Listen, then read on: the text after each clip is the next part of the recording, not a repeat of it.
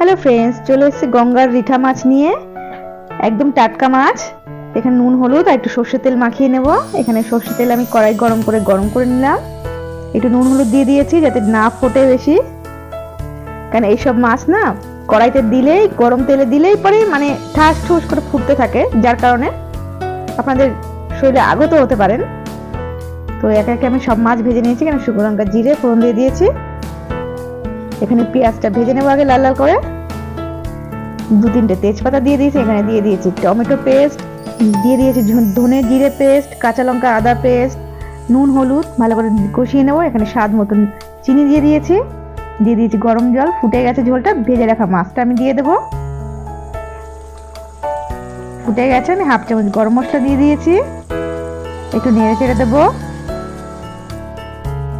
তো আমার মাছটা কিন্তু একদম রেডি। আমি এখানে প্লেট সাজিয়ে নেব। তো ভিডিওটা যদি ভালো লাগে অবশ্যই লাইক কমেন্ট করবেন, কোথা থেকে দেখছেন ভিডিওটা কমেন্ট করবেন, আর নেক্সট ভিডিওর জন্য সাবস্ক্রাইব করে দেবেন। আজকের জন্য এখানেই, নমস্কার।